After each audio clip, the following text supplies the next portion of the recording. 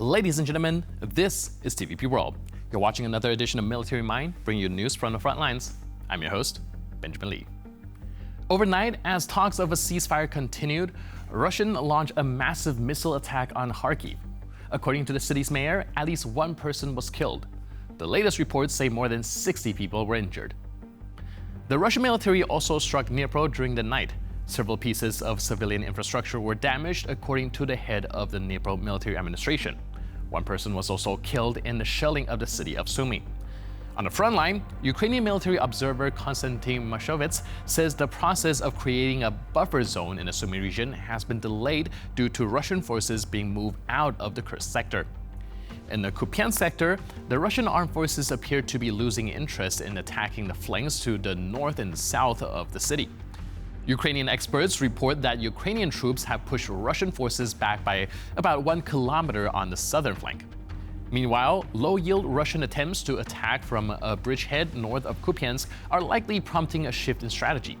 Military analysts expect Russian command to focus more on a direct push towards Kupiansk, aiming to expel Ukrainian forces from the left bank of the Okhty River.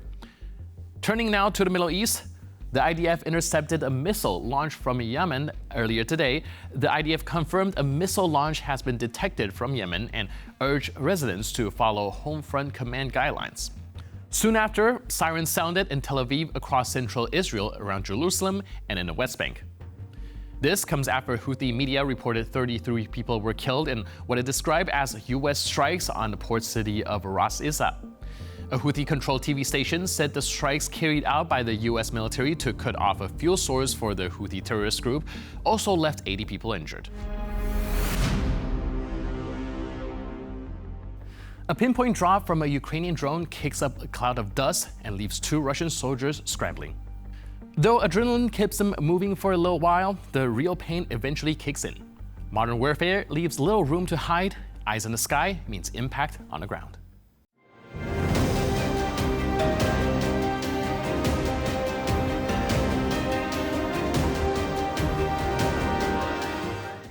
Ukrainian armed forces have set a new record: 312 Russian vehicles destroyed in just one day.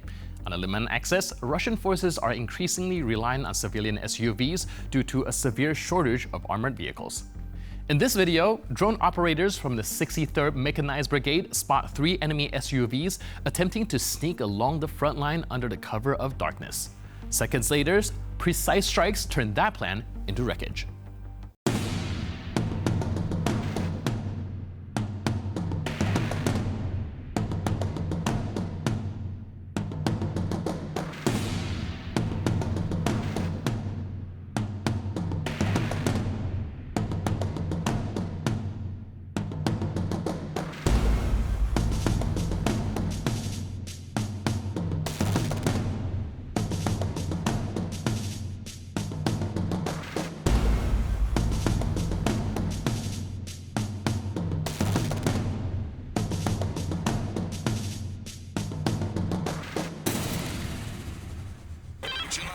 Починаємо рух. Вперед, давай починай закручувати його. Закручуй, я скажу тобі сам.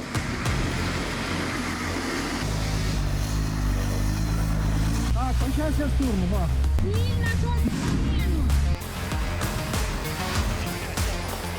Сидим. Давай, артилерію, давай, Арту, давай.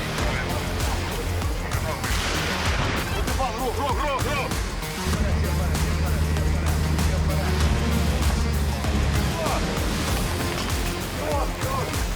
Начинаем, бля, край, блядь! Уходим за технику, бегом за технику! Давай, насыпай!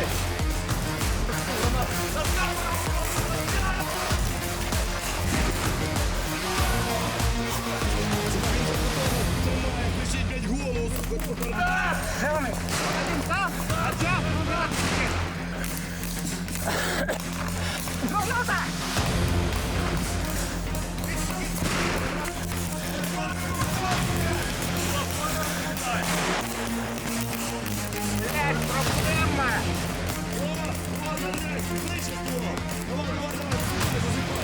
ПК треба! Граната! Долбоёбы, сектора пробивали! Вот,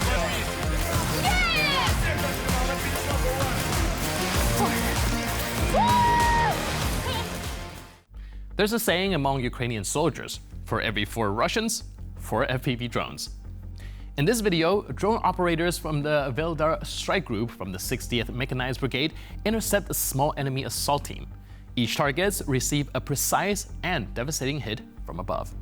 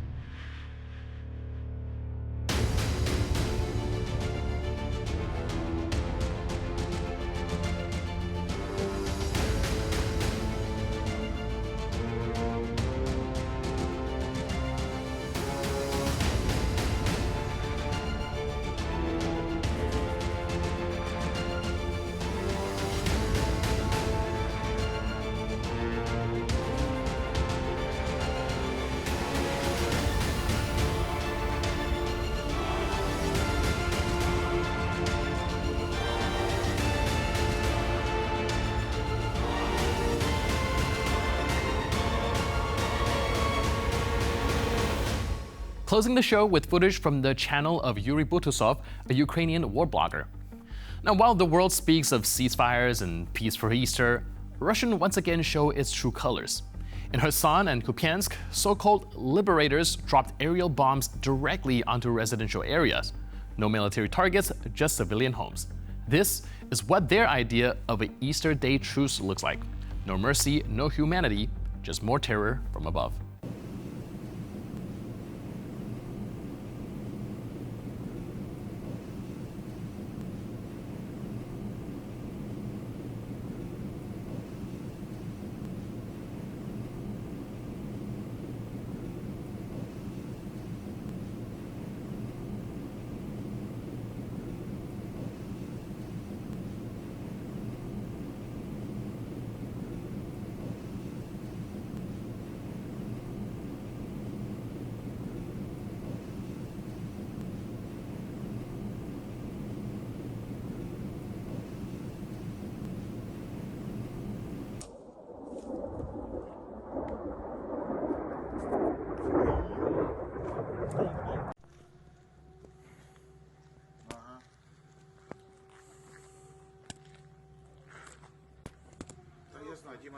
Чистий четвер.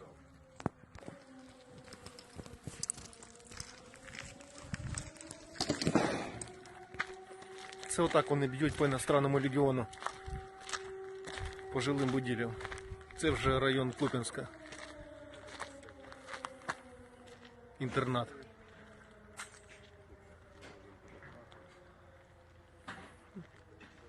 Підери. And with that footage, we conclude this edition of Military Mind. But for more news, update, and commentary, please stay tuned to TVP World.